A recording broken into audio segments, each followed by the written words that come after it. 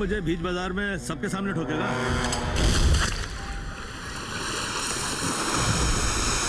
दोस्तों, भारत के कुछ ऐसे गैंगस्टर हैं जिन्होंने देश में खून की नदियां बहा दी हैं, जिन्हें मौत का दूसरा नाम भी कहा जाता है, जो आज भी जुर्म की दुनिया में सक्रिय हैं और लगातार आपराधिक वारदातों को अंजाम देते आ रहे हैं। तो आइए नजर डालते हैं कौन है भारत के टॉप 10 गैंगस्टर। तो दोस्तों, अंत तक बने रहिए, बहुत ही रोचक वीडियो है।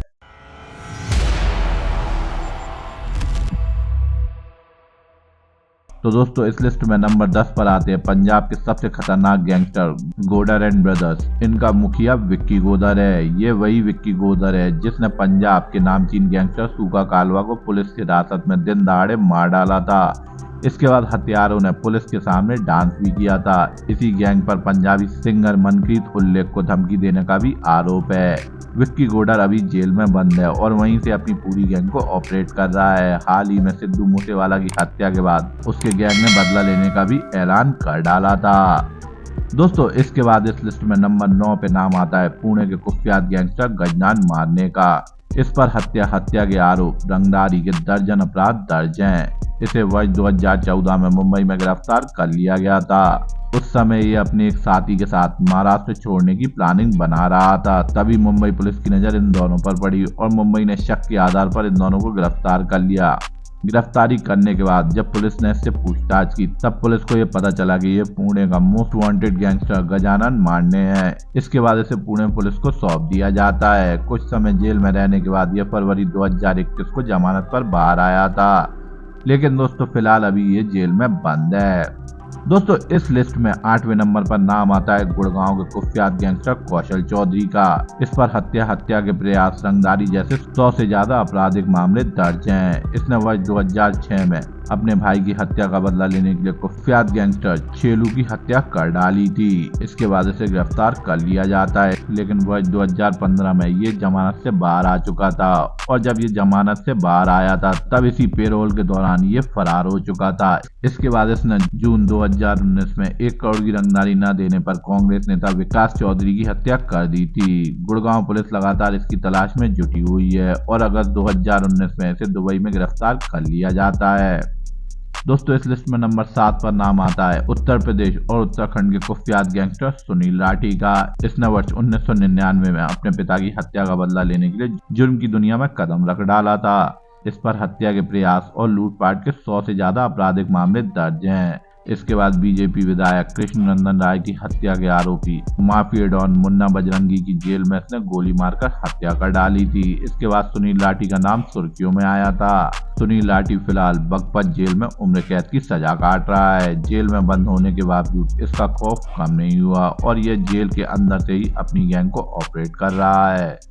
दोस्तों, इस लिस्ट में 6वें नंबर पर नाम आता है सोनीपत के टॉप गैंगस्टर काला जटीरा का। इस पर हत्या, अपहरण और लूटपाट के सैकड़ों आपराधिक मामले दर्ज हैं। वर्ष 2004 में इसके खिलाफ पहला केस दर्ज हुआ था। इसके कुछ साल बाद इसने हरियाणा के संपला और गोहाना में हत्या की वारदातों को अंजाम देना शुरू कर दिया था। इसके बाद इसने एक के बाद एक कई वारदातों को अंजाम दे डाला। इसी बीच इसे गिरफ्तार भी कर लिया जाता है, लेकिन फरवरी 2020 में जब गुड़गांव पुलिस इसे फरीदाबाद अदालत में पेशी के लिए ले जा रही थी, उसी समय इसके कुछ साथी आते हैं और पुलिस पर ताबड़तोड़ फायरिंग कर देते हैं और ये वहां से फरार हो जाता है। इसके बाद इसने कई संगीन वारदातों को अंजाम दिया, जिसके बाद इस पर 7 लाख रुपए का इनाम घोषित कर दिया जाता है, लेकिन जुलाई 2021 में इसे फिर गिरफ्तार कर लिया जाता है। दोस्तों, अभी हाल ही के दिनों में काला जटीरा की शादी लेडी डॉन अनुराधा चौधरी से हुई है। इसके बाद इस लिस्ट में 5वें नंबर पर नाम आता है पंजाब के कुख्यात गैंगस्टर जग्गू भगवानपुरिया का। इस पर हत्या और डकैती के 70 से ज्यादा आपराधिक मामले दर्ज हैं। ध्यानपुर गांव में एक हत्या के बाद इसका नाम सुर्खियों में आ चुका था, लेकिन वर्ष 2015 में इसे गिरफ्तार कर सलाखों के पीछे डाल दिया जाता है। जेल में जाने के बाद भी इसका खौफ कम नहीं हुआ था। इसने वर्ष 2015 में जेल के अंदर ही संजीव कुमार और बब्बन की हत्या कर डाली।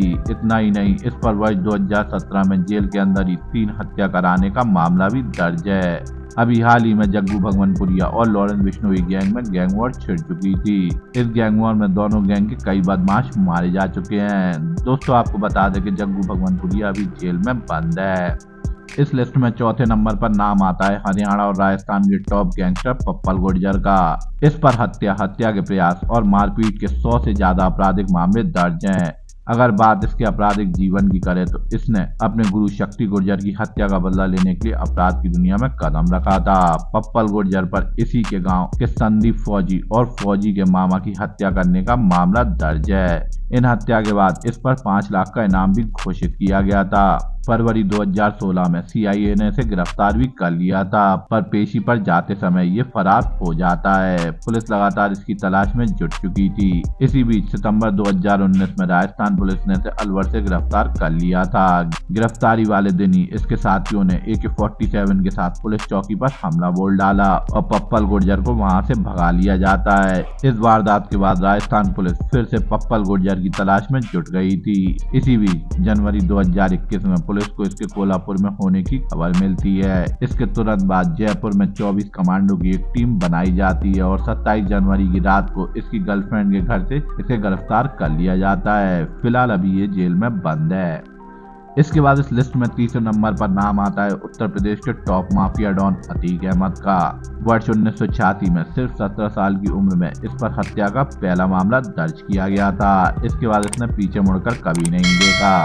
इसके खिलाफ लखनऊ, कौशाम्बी और चित्रकूट में हत्या, अपहरण और जबरन वसूली के कुल 100 से ज्यादा आपराधिक मामले दर्ज हैं, जिनमें से सबसे ज्यादा मामले इलाहाबाद में दर्ज किए गए हैं। इसके अलावा इस पर कानपुर में कई आपराधिक मामले दर्ज हैं, जिनमें से ये बरी हो चुका है।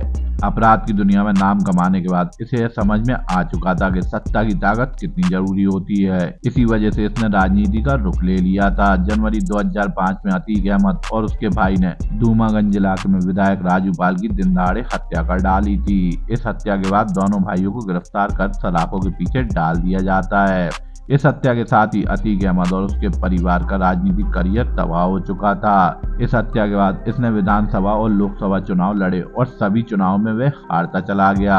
अभी कुछ समय पहले फरवरी 2023 में हुए उमेश हत्याकांड के बाद अतीक अहमद का नाम फिर से सुर्खियों में आ चुका था। आपको बता दें कि उमेश पाल वर्ष 2005 में हुए राजू पाल हत्याकांड का मुख्य गवाह था। दोस्तों, पिछले साल जब इसे पेशी के लिए ले जाया जा रहा था, तब अतीक अहमद और उसके भाई को प्रेस के सामने गोलियों से भून दिया जाता है।